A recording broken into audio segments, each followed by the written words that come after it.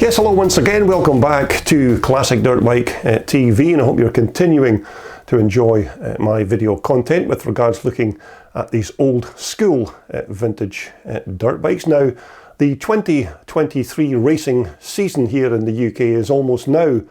done and dusted for another year, but of course we will still have plenty of nice classic and vintage dirt bikes for you to take a look at through those long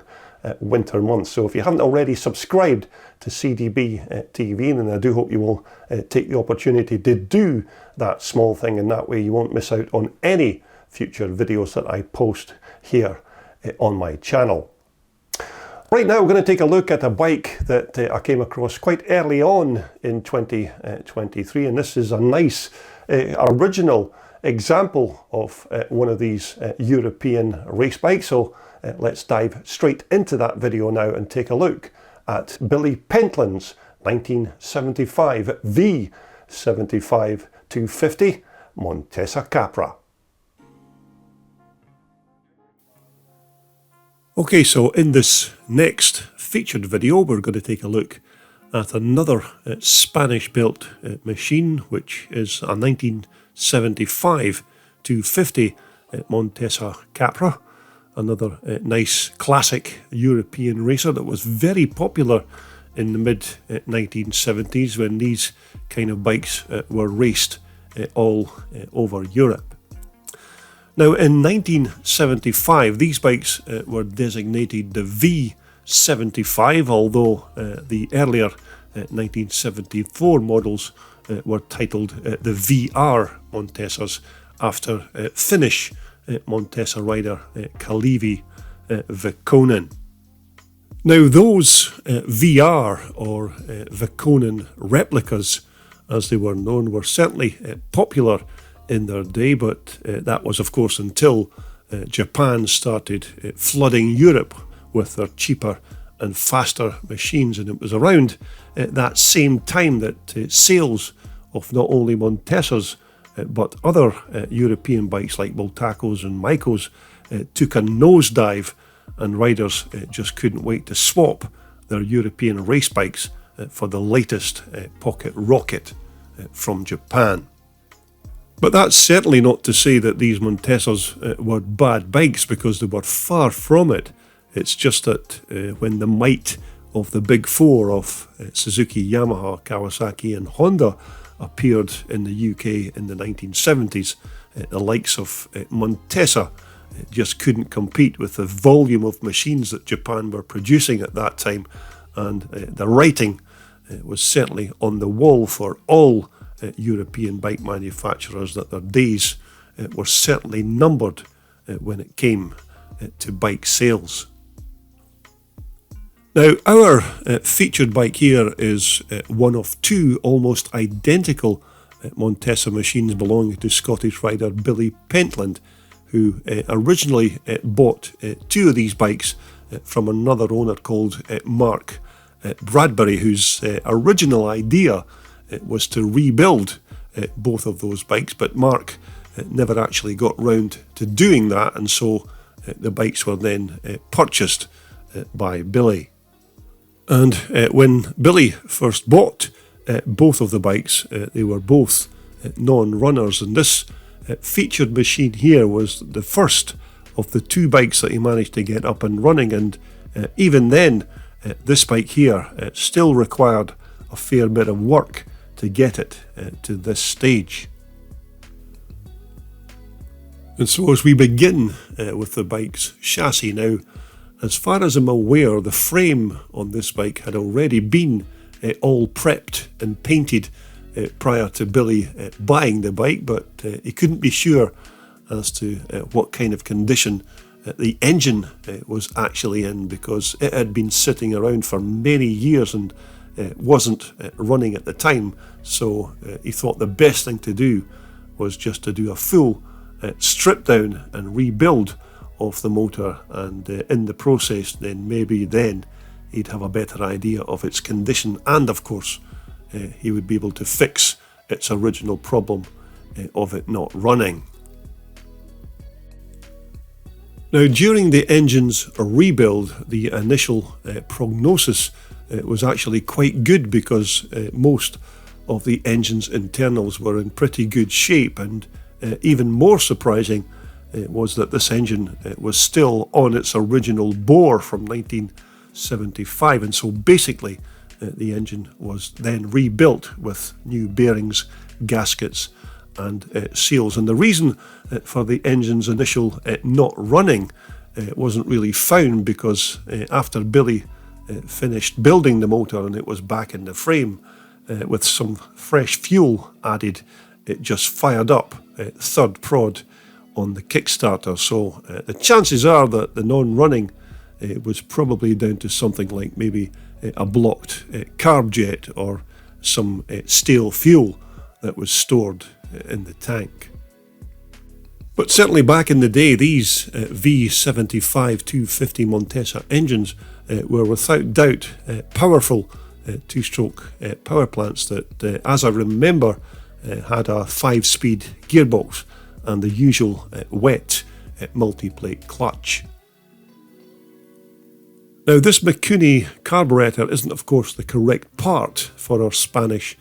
Montesa, because back in 1975 it probably would have been an old Bing carburetor that would have been used on these Montesa motors. But Billy told me that this was the actual carburetor that came fitted to the engine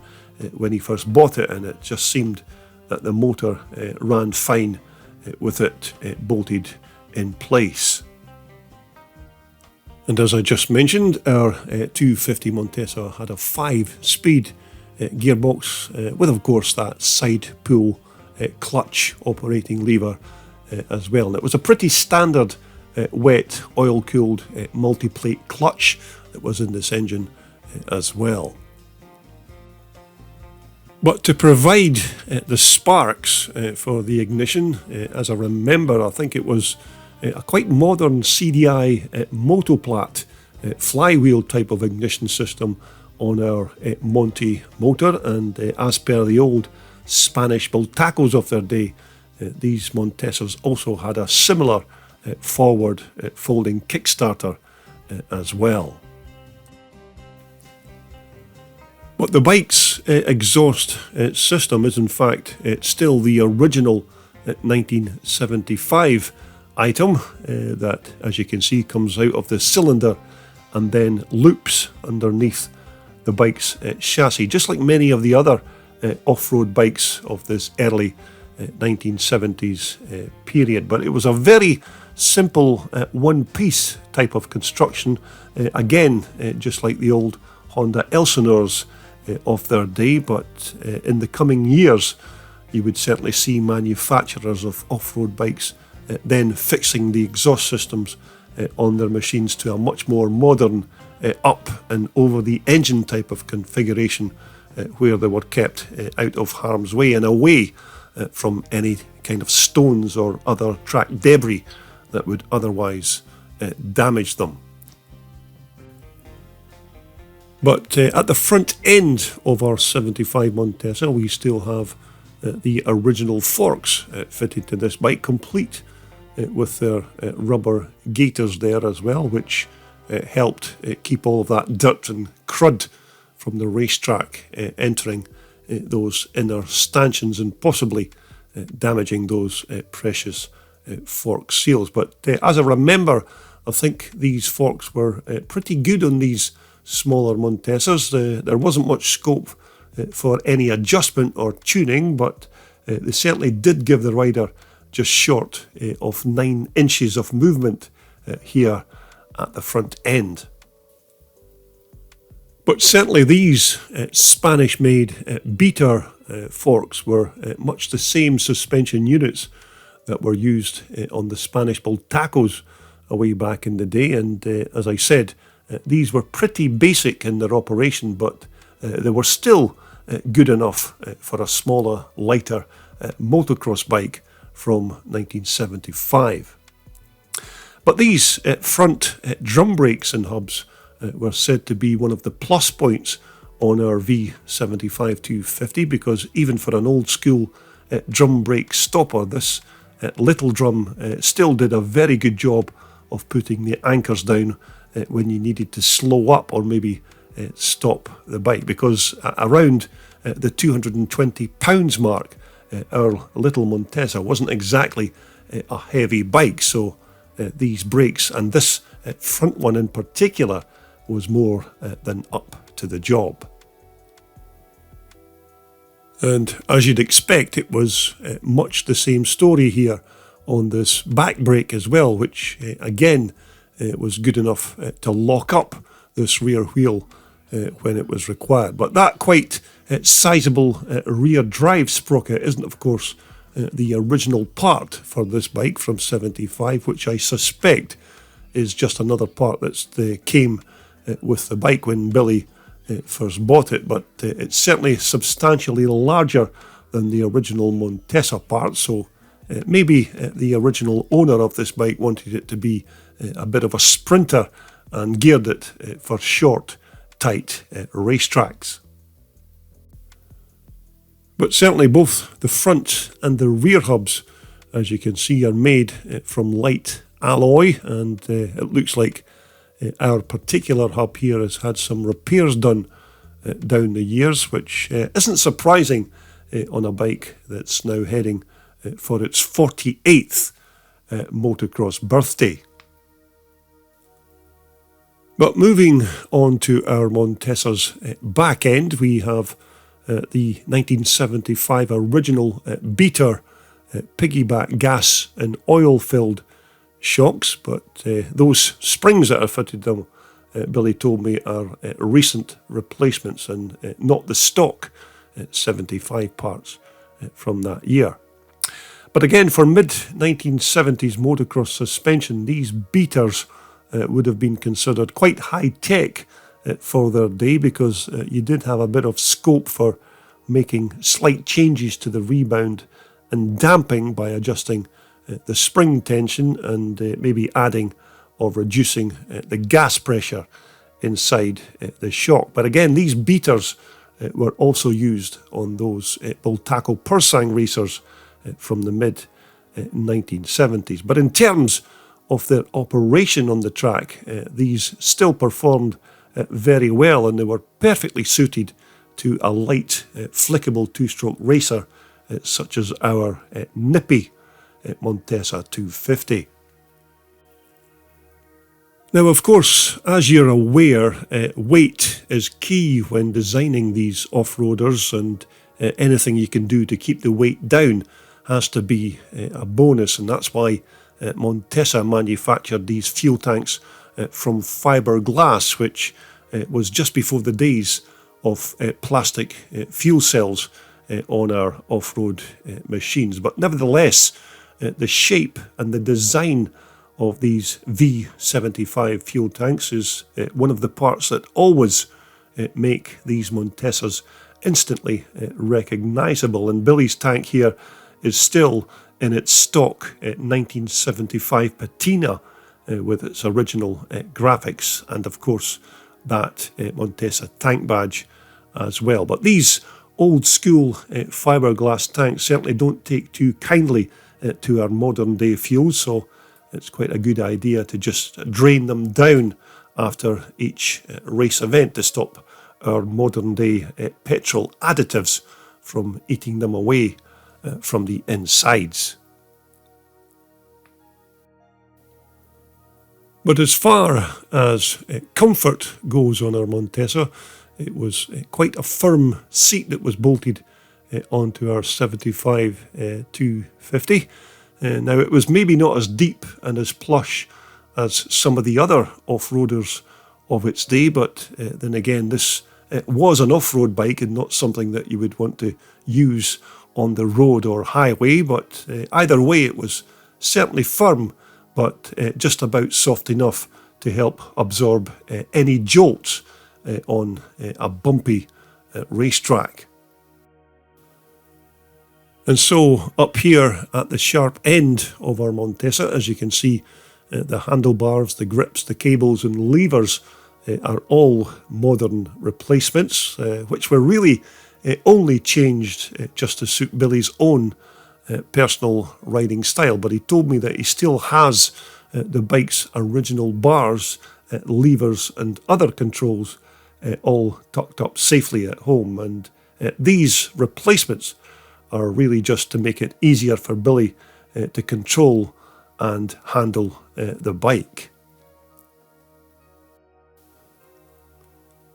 But this part here is another rare item that came with the bike when Billy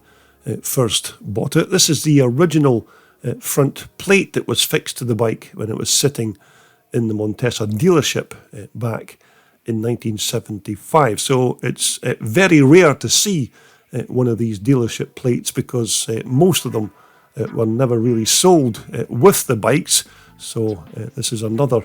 nice piece of Montesa memorabilia right here. But Billy certainly enjoyed riding the Montesa on the day that I grabbed these pictures, because as far as I was aware, this was the bike's first time out after Billy had just finished building it and getting it all running once again. But I must say, it was great to see one of these Spanish Montesas take to the track once again and bring back some good memories of the days when these Montesas were very popular choices as off-road racers. Although overall for their day, these V75 Cappra 250 Montesas were certainly good bikes, because they, as I said, they did have a good strong tubular steel chassis with surprisingly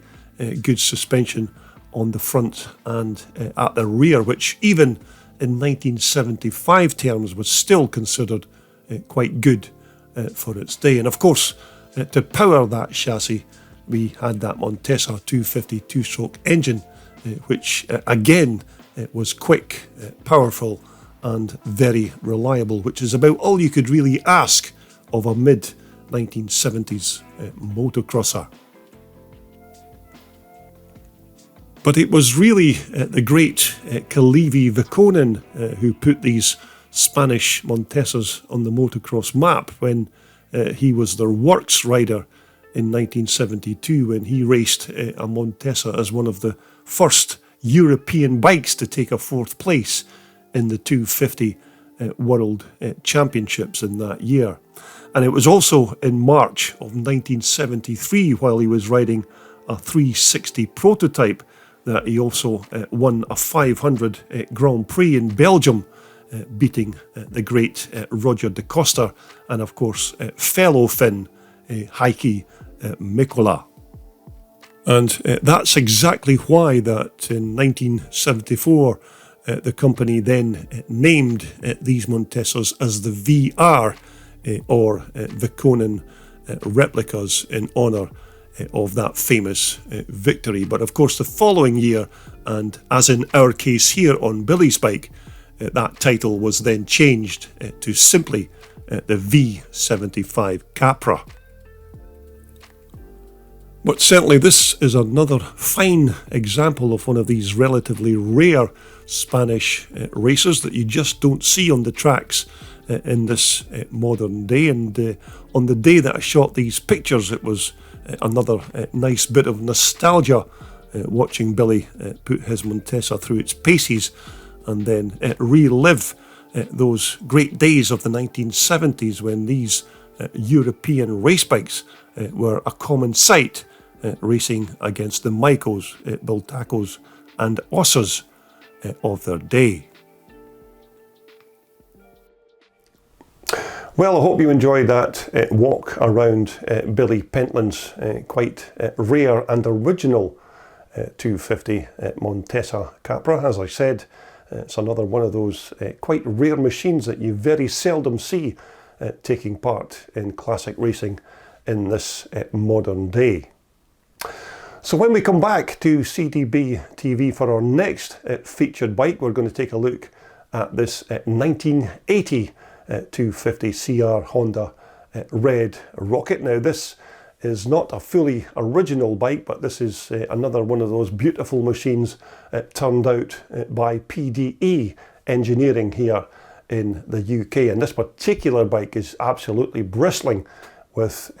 trick parts and other components that the PDE guys make for these machines. So I do hope you'll join me when we come back and take a look at this lovely Honda.